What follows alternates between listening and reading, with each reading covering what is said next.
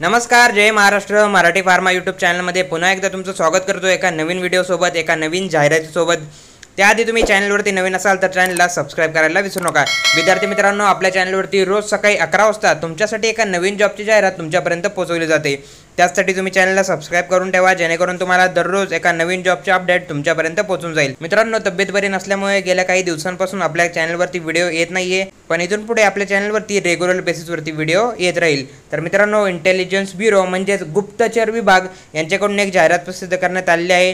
काय असणार आहे जाहिरात, कोणकोणते पदे असणार आहेत, विद्यार्थी कोणकोणते यासाठी अर्ज करू शकतात, सर्व सविस्तर माहिती आज या व्हिडिओमध्ये आपण बघणार आहोत. क्वालिफिकेशन काय लागणार आहे ते सुद्धा या व्हिडिओमध्ये सविस्तर आपण बघणार आहोत. मित्रांनो, ही जी भरती असणार आहे ती असणार आहे assistant central intelligence officer grade सेकंडचं एक्झिक्युटिव्ह या पदासाठी ही भरती असणार आहे. त्याचबरोबर याची डिटेल इन्फॉर्मेशन आता आपण बघूया.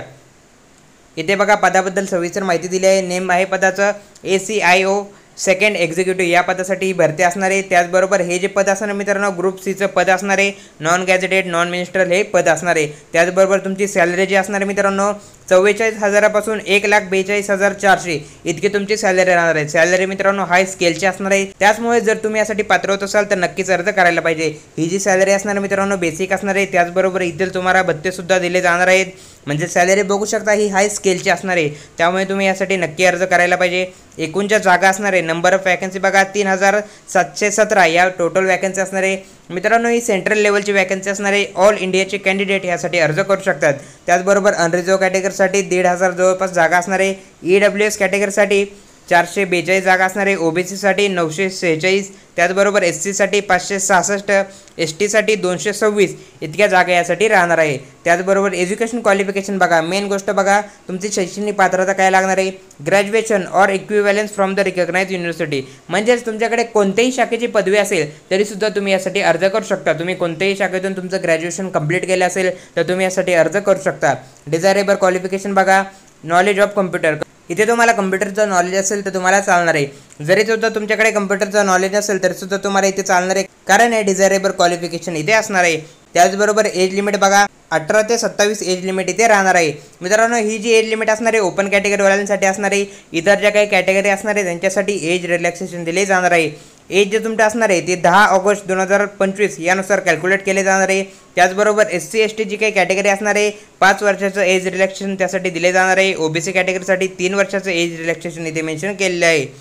त्यानंतर आता आपण बघूया यासाठी तुमचं सिलेक्शन कशा प्रकारे असणार आहे, तुमची निवड यामध्ये कशा प्रकारे होणार आहे. निवड प्रक्रियेमध्ये मेन्शन केलं आहे तुमची एक रिटर्न एक्झाम असणार आहे. यामध्ये रिटर्न एक्झामनंतर तुमचा इंटरव्ह्यू असणार आहे आणि त्याद्वारे तुमचं सिलेक्शन असणार आहे. त्याबद्दल सविस्तर माहिती बघूया. रिटर्न एक्झाममध्ये तुम्हाला Tier 1 आणि Tier 2 अशा 2 एक्झाम तुमच्या यामध्ये रिटर्न एक्झाममध्ये होणार आहे. पहिली जी टियर एक्झाम होणार आहे त्यामध्ये तुमची 100 ऑब्जेक्टिव्ह टाईप क्वेश्चन असणार आहे. तुम्हाला MCQ असणार आहे.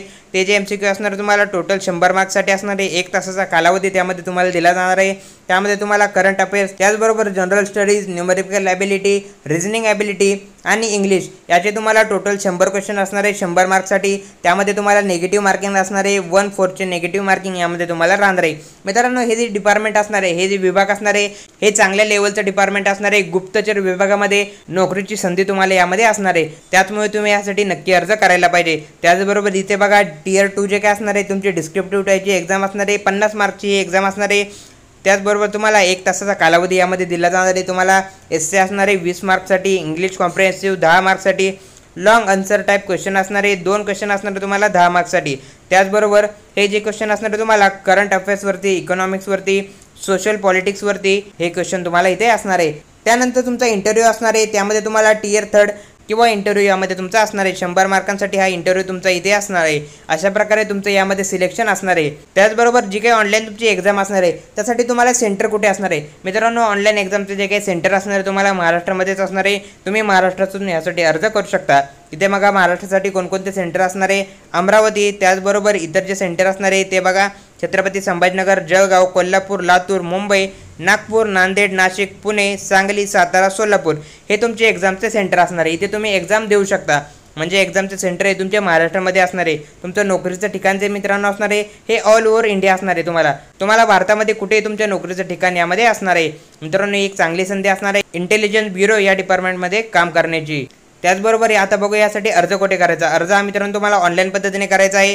अर्जाची लिंक जी असणार आहे आपल्या डिस्क्रिप्शनमध्ये मेन्शन करून देतो, त्यावरती तुम्हाला तुमचा ईमेल ID आणि मोबाईल नंबर, हा चालू ईमेल ID आणि मोबाईल नंबर तो तुम्हाला रजिस्टर करायचा आहे। त्याची जी काही प्रोसिजर असणार आहे अर्जाची ती सुद्धा त्यांनी इथे मेन्शन केले आहे। पहिल्या स्टेपमध्ये तुम्हाला रजिस्टर करायचं आहे, त्यानंतर तुम्हाला कंप्लीट ॲप्लिकेशन फॉर्म, दुसऱ्या स्टेपमध्ये तुम्हाला ॲप्लिकेशन फॉर्म आणि तुमचे डॉक्युमेंट सबमिट करायचं आहे। त्याचबरोबर त्याची लिंक जी असणार आहे अर्जाची मित्रांनो ते आपल्या डिस्क्रिप्शनमध्ये मेन्शन करून देतो, तिथे जाऊन तुम्ही ऑनलाईन पद्धतीने अर्ज करू शकता। अर्जासाठी फी किती असणार आहे? अर्जासाठी मित्रांनो जी काही फी असणार आहे ती ऑल कॅन्डिडेटसाठी 550 रुपये ही फी असणार आहे। त्याचबरोबर अनरिझर्व कॅटेगरी, EWS आणि OBC कॅन्डिडेटसाठी तुम्हाला 100 रुपये एक्स्ट्रा एक्झामिनेशनची फी तुम्हाला भरायची आहे। म्हणजे टोटल जी फी असणार आहे मित्रांनो अनरिझर्व कॅटेगरीसाठी ही 750 रुपये असणार आहे। मात्र जे काही SC ST कॅटेगरी असणार आहे त्या कॅटेगरीसाठी तुम्हाला 100 रुपये फी भरायची नाही, तुम्हाला 550 रुपये इतकी फी यामध्ये असणार आहे। एवढीच फी तुम्हाला यामध्ये भरायची आहे। त्यानंतर यासाठी काही इम्पॉर्टंट डेट्स असणार आहे ते आता आपण बघूया। इथे काही इम्पॉर्टंट डेट्स मेन्शन केले आहे। ऑनलाईन ॲप्लिकेशनला सुरुवात झाली आहे 19 जुलै 2025 पासून ऑनलाईन ॲप्लिकेशनला सुरुवात झाली आहे। शेवटची जी तारीख असणार आहे ती असणार आहे 10 ऑगस्ट 2025 या तारखेच्या तुम्हाला ऑनलाईन पद्धतीने अर्ज करायचा आहे। त्याचबरोबर आपल्या चॅनलला सुद्धा सबस्क्राईब करून घ्या। या जाहिरातीबद्दल तुम्हाला कसल्याही प्रकारचा डाऊट असेल तर कमेंट सेक्शनमध्ये नक्की कमेंट करा आणि डेली जॉबच्या अपडेटसाठी आपल्या चॅनलला सबस्क्राईब करायला विसरू नका। भेटूया पुढच्या व्हिडिओमध्ये।